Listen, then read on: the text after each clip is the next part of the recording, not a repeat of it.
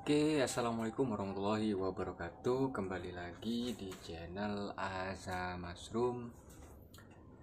Semoga teman-teman selalu sehat selalu dan dilancarkan rezekinya. Amin. Kali ini teman-teman saya akan membahas jawaban dari pertanyaan di kolom komentar, yaitu untuk Mas, backlog menggunakan kayu keras itu komposisinya bagaimana gitu. Nah, ya. Kali ini saya akan membahas itu, teman-teman. Jadi untuk backlog menggunakan serbuk kayu keras itu takarannya memang berbeda, teman-teman ya. Nah, ini takaran ini sudah saya coba dan akhirnya ketemu ya dari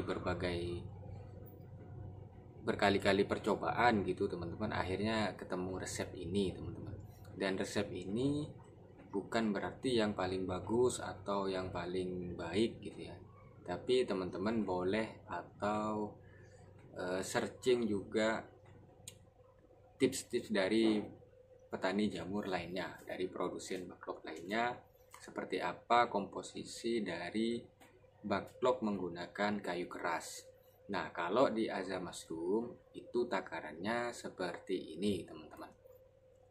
Jadi kita perbandingannya ambil 100 kilo serbuk kayu ya, teman-teman ya.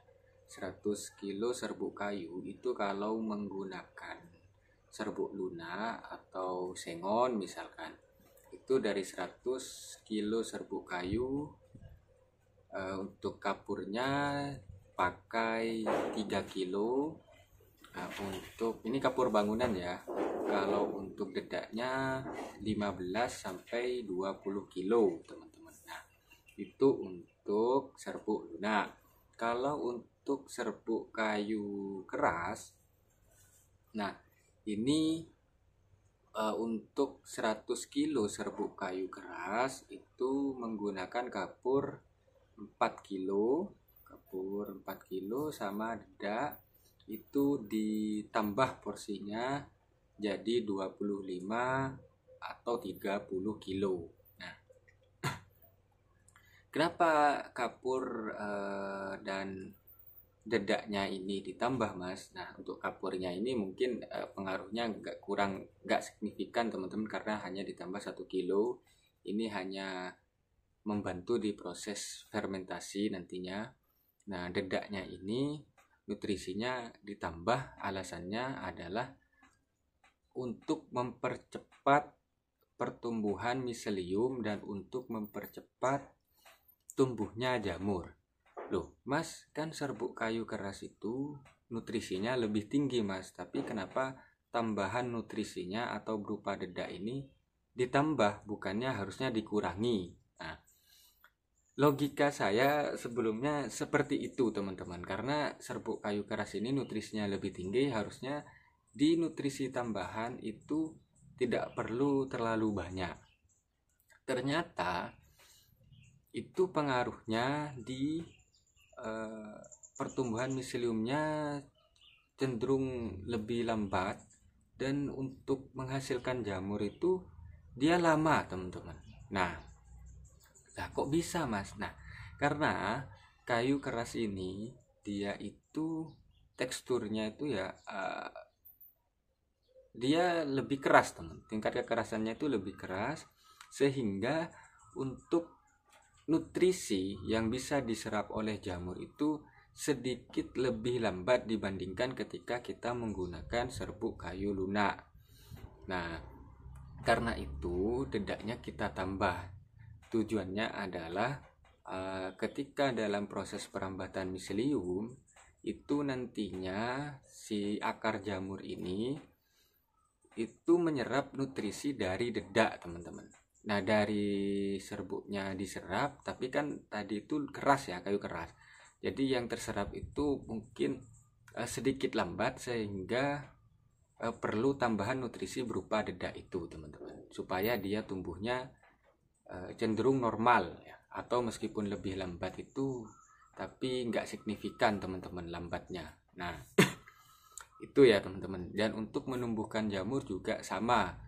Ketika dia nutrisinya dikasih tambahan, selama kayu kerasnya ini nutrisinya masih lambat diprosesnya oleh si jamur ini, teman-teman, jamur itu bisa berbuah apa ya? Tumbuh jamur dari nutrisi dedak tadi itu, gitu loh teman-teman. Nah, dan itu sudah saya praktekkan waktu saya pakai dedak dengan porsi normal menggunakan serbuk kayu keras. Itu memang lama teman-teman, selisihnya itu sampai 1 bulan lebih ya, kadang lebih. Misal kalau pakai serbuk sengon itu 1,5 bulan, anggaplah 1,5 bulan atau 40 hari itu sudah mengeluarkan jamur, sudah tumbuh jamur. Sedangkan pakai kayu keras ini dengan porsi dedak yang sama, itu selisihnya bisa 1 bulan bahkan lebih baru dia tumbuh jamur. Nah, untuk mempercepat itu akhirnya saya coba nambah dedak, dan itu sangat berpengaruh signifikan. Meskipun tetap lebih lambat ya, tetap lebih lambat, tapi selisihnya itu tidak jauh, sekitar setengah, maksimal itu 3 minggu teman-teman. Nah, itu jamur baru tumbuh ketika menggunakan serbuk kayu keras kalau ditambah porsi dedaknya. Mas, kalau saya nggak mau nambah porsi dedak, bagaimana Mas? Atau dedak lagi sulit atau bagaimana? Nah, ada caranya teman-teman, yaitu caranya adalah ketika fermentasi serbuk keras ini itu dibuat lebih lama. Kalau sengon ya itu biasanya saya pakai fermentasinya 1 hari 1 malam. Bahkan di produsen-produsen besar itu ada yang langsung dicampur bahannya, langsung di packing ke plastik backlog. Nah, itu kalau serbuk kayu lunak atau sengon ya. Tapi kalau serbuk kayu keras ini dengan porsi dedak yang sama, saya sarankan untuk fermentasinya itu lebih lama teman-teman. Jadi biar dia itu lapuk ya, benar-benar lapuk, dan sehingga nanti nutrisinya itu gampang diserap oleh jamur.